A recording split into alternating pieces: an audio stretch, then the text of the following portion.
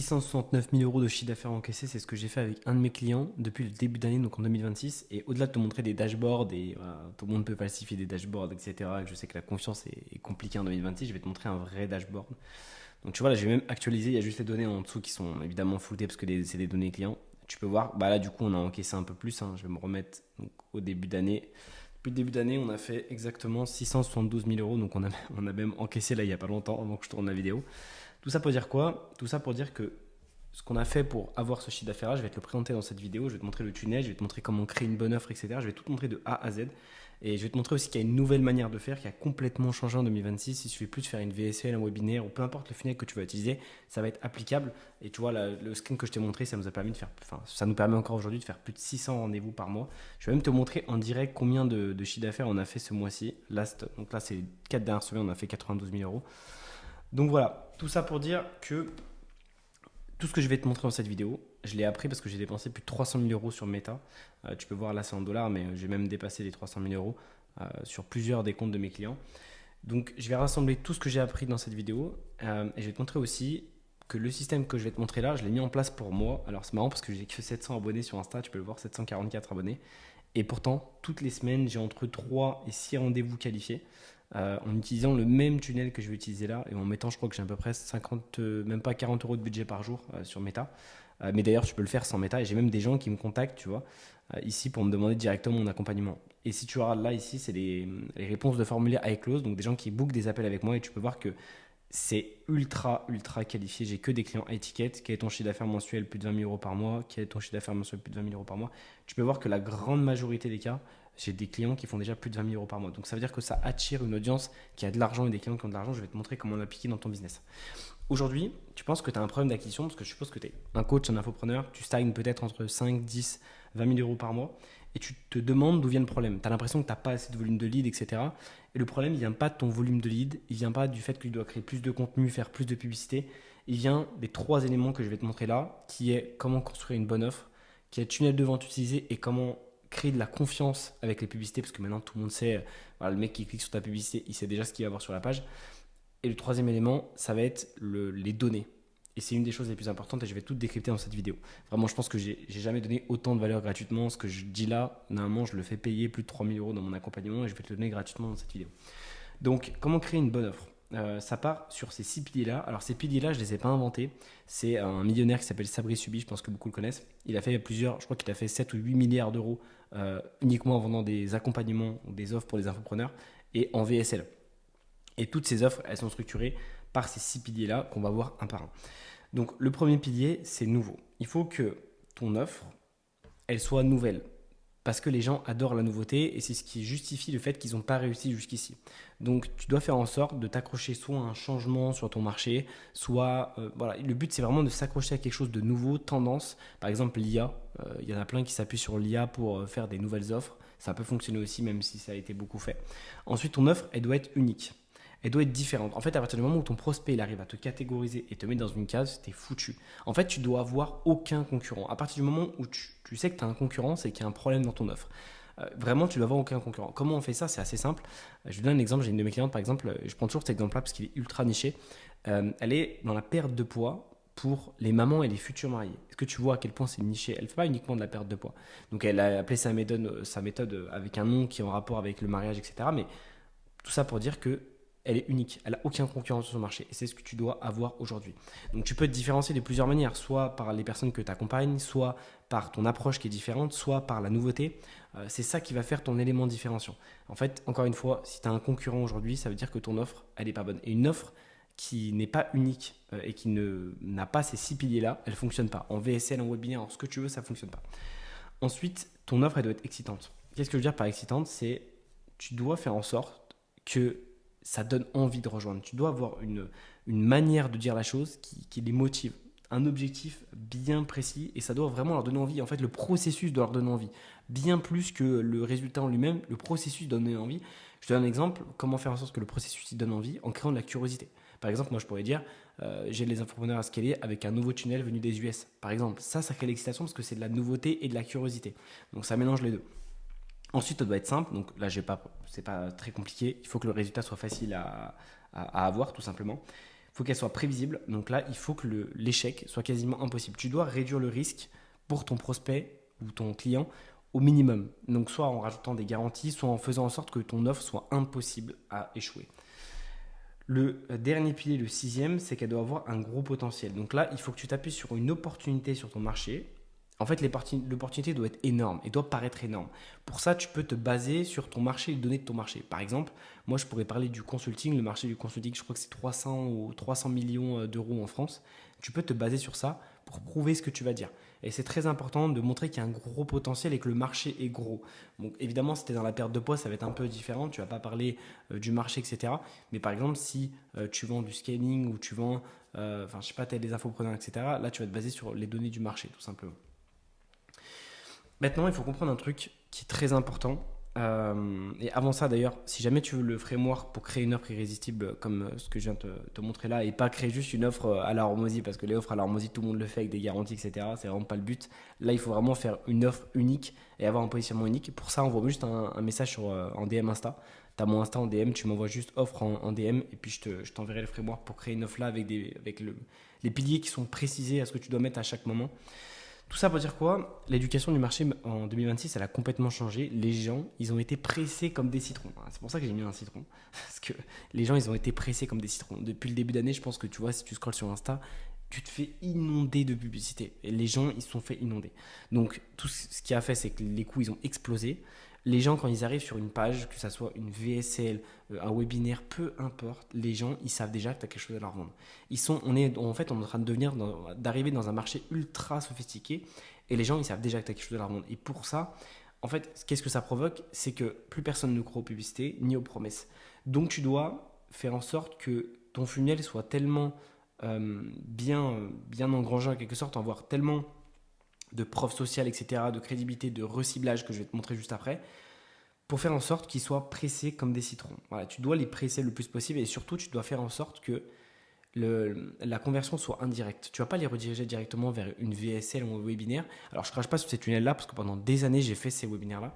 Mais ce qui m'a permis d'avoir des résultats aujourd'hui, c'est clairement pas le webinaire ou une VSL. C'est un nouveau tunnel qui est venu des US que je vais te présenter juste après. Mais voilà, tout ça pour dire que l'éducation du marché a complètement changé.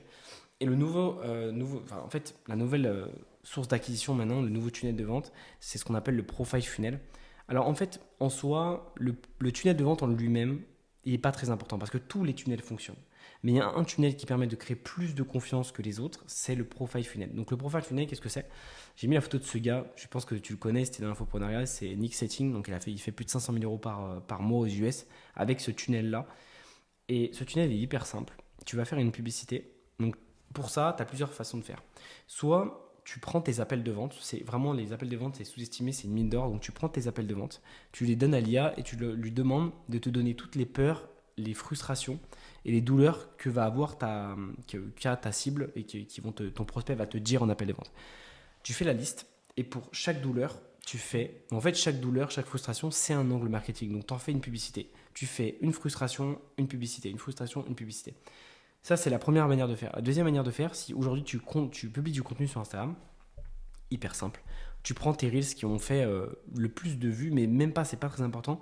Tu prends tous tes reels et tu regardes dans tes likes quels sont les reels qui t'amènent le plus de prospects qualifiés. Donc pour ça, tu regardes dans tes likes les personnes qui ont liké ou qui ont commenté ta vidéo et tu te poses la question, est-ce que cette personne serait susceptible d'acheter mon offre ou pas?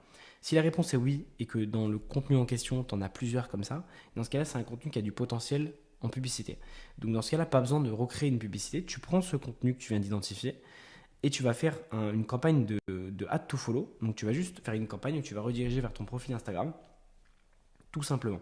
Donc ça, c'est la première étape. Donc au lieu de rediriger vers une page externe, tu rediriges vers ton profil Instagram et c'est ton profil Instagram qui va être optimisé avec des stories à la une bio bien précise, des posts qui sont épinglés et qui va créer la confiance. En fait, le mec, quand il va sur ton profil Instagram, c'est lui qui va s'auto-convaincre parce qu'il va aller chercher ta preuve sociale dans tes stories à la une. Il va aller chercher ton histoire dans tes reels, etc. Et ça, il faut le donner. Donc évidemment, il faut optimiser le profil Instagram. C'est une chose que j'ai évoquée dans une autre vidéo d'ailleurs.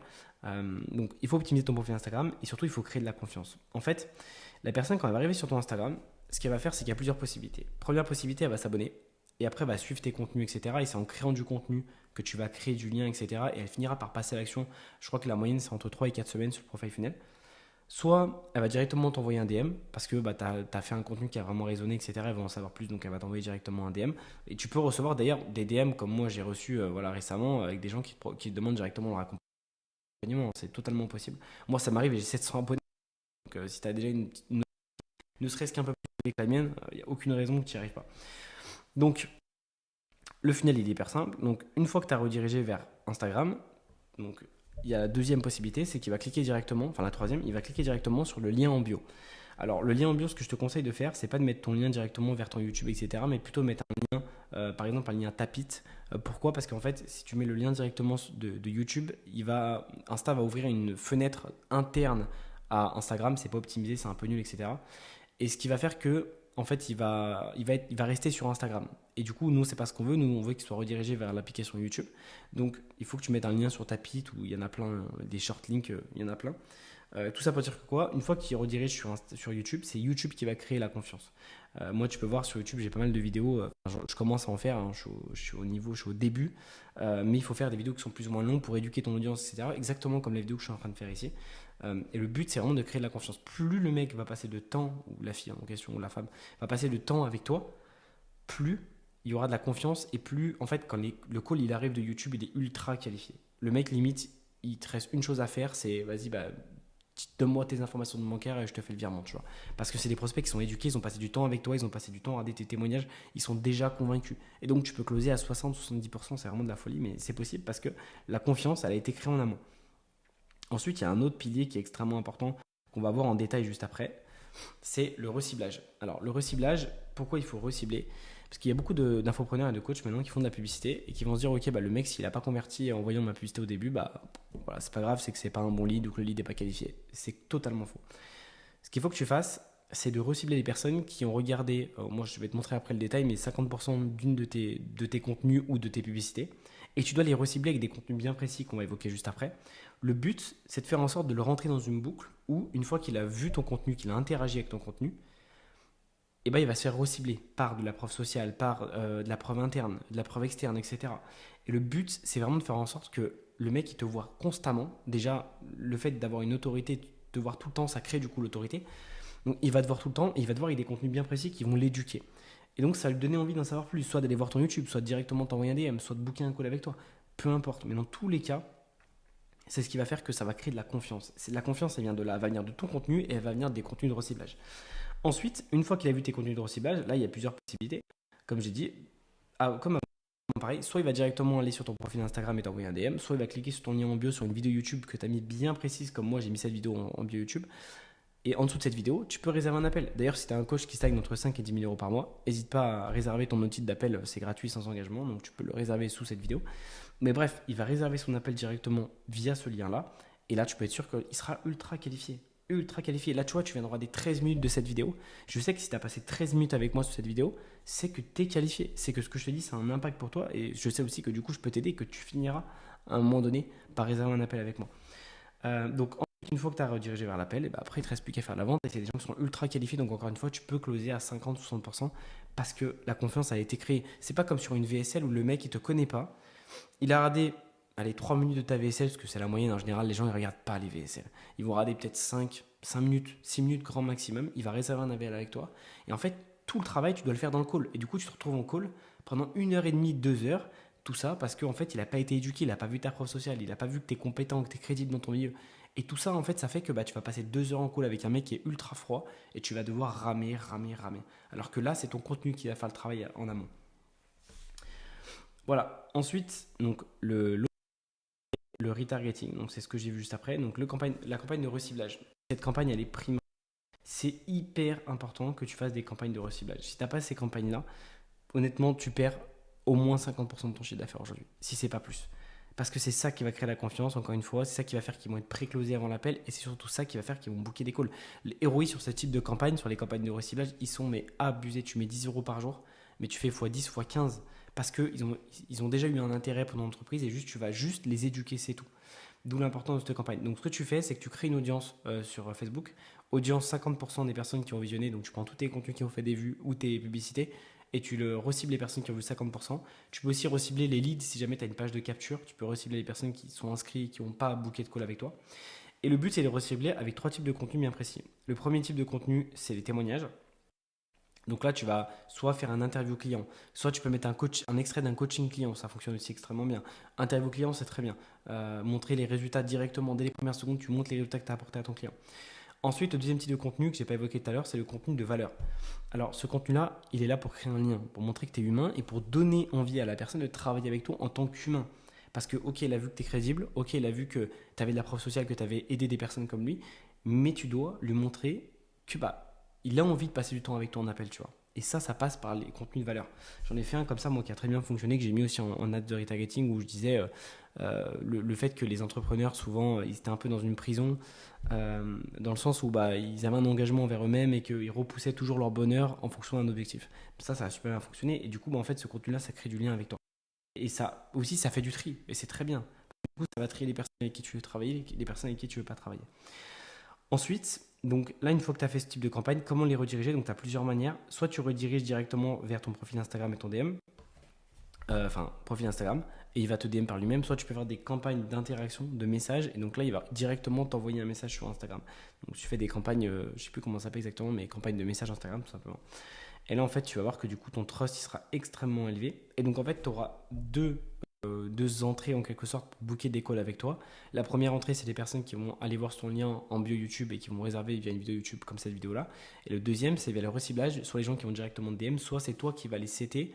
Donc tu vas leur envoyer un message.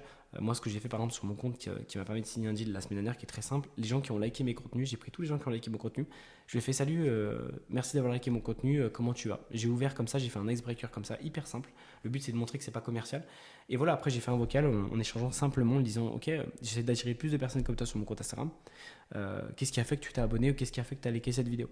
Tout simplement. Et après on enchaîne sur ta problématique, etc. Il ne faut pas se prendre la tête, il faut faire simple. Et encore, moi je suis vraiment au début, hein. Encore une fois, j'ai 700 abonnés. Mais c'est la preuve que si j'arrive à booker entre 3 et 6 calls par semaine, ultra qualifié avec 700 abonnés, si tu as ne serait-ce que 2 ou 3 000 abonnés, je t'imagine ce que tu pourrais faire. Après, évidemment, ça passe aussi par ce que tu crées comme contenu et quel type de personnes tu vas attirer. Voilà en ce qui concerne le reciblage. La dernière partie, qui est l'une des parties les plus importantes, c'est le tracking. Ça, c'est les publicités. En fait, il y a une chose à prendre en compte aujourd'hui, c'est que les publicités, c'est ton 80-20. Tu es aujourd'hui à une seule publicité de scaler ton business à 50, 100, même 100 000 euros par mois. Parce que le client que je t'ai montré juste avant, avec qui on a fait 699 000 rien que sur le début d'année, on a 3 publicités qui prennent 90% de la dépense publicitaire. D'ailleurs, j'ai fait une story sur ça, mais d'ailleurs, va sur Instagram si jamais tu veux la voir. Je crois que je l'ai mis en story épinglé. Mais 90% vraiment de la dépense, c'est 3 publicités. Donc, tu dois faire le cheminement que je t'ai expliqué tout à l'heure pour identifier tes angles marketing, etc. Ou de prendre des publicités, des reels qui ont déjà fonctionné pour les mettre en pub. Mais dis-toi bien qu'aujourd'hui, si tes publicités sont pas rentables ou tu stagnes, tu es à une seule, je me répète, mais tu es à une seule publicité de scaler ton activité. Une seule.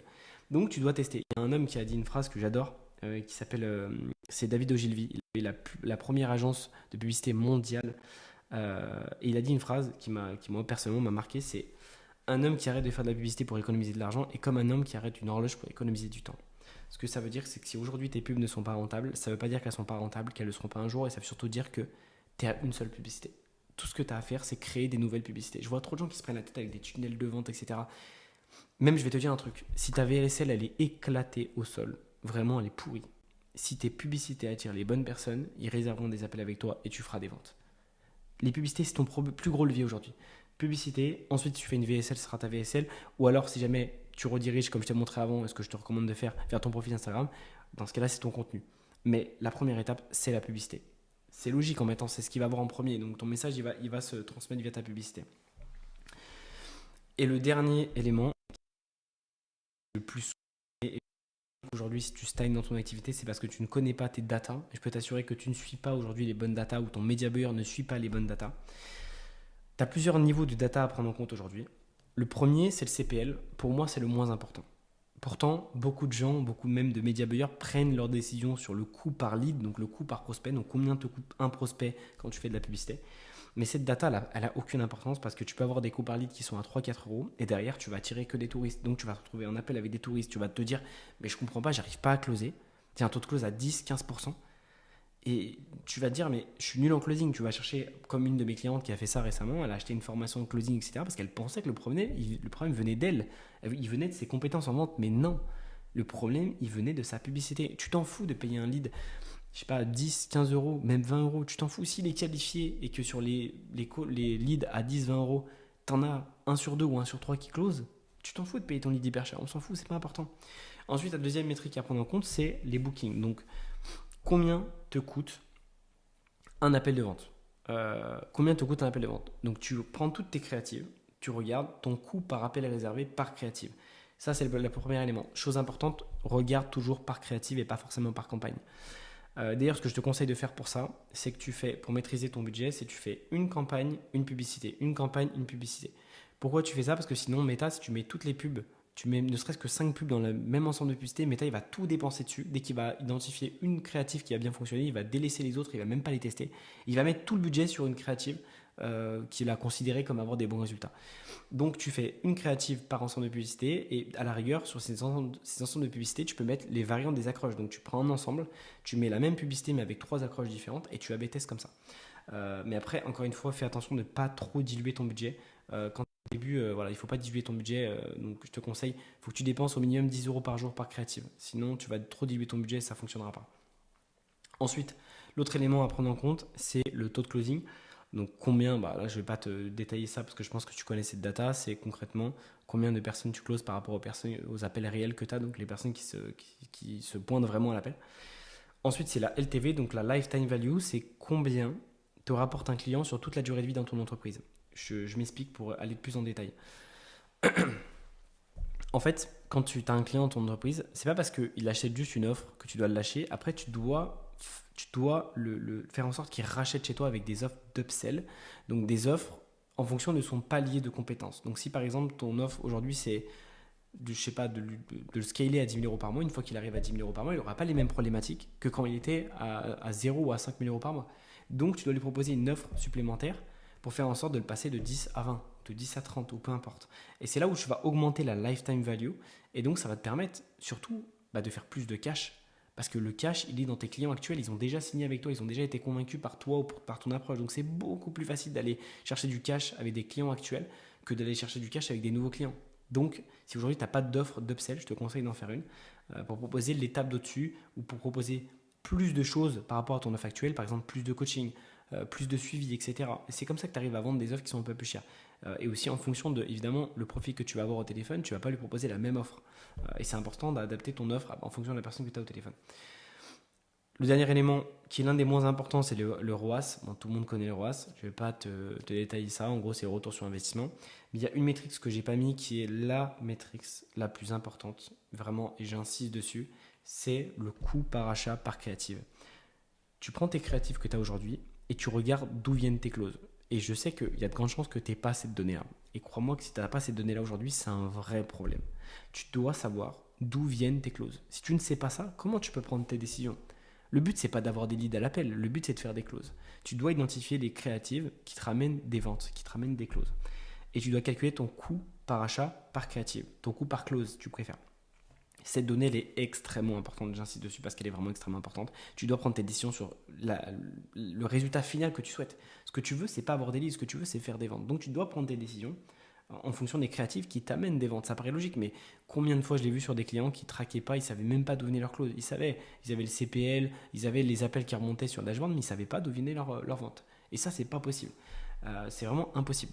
Voilà, on arrive un peu à la fin de cette vidéo. Je t'ai vraiment donné le maximum de valeur. Je crois que vraiment, je n'ai jamais donné autant de valeur gratuitement. C'est vraiment ce que j'implémente avec mes clients qui font, en général, qui commencent à 5-10 000 euros par mois, que j'ai scalé jusqu'à 80 000, 100 000 euros par mois, comme le dernier client que tu as vu récemment.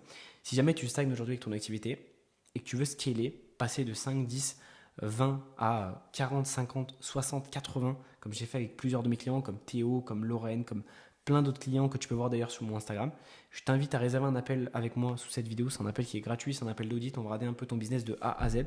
Après, évidemment, si tu fais si tu fais pas aujourd'hui au moins 5 000 euros par mois avec ton offre, c'est que ton offre n'est pas validée. Je te conseille de ne réserve pas d'appel parce que je ne pourrais pas t'aider. Vraiment, il faut que tu fasses au minimum 5 000 euros de chiffre d'affaires avec ton activité aujourd'hui.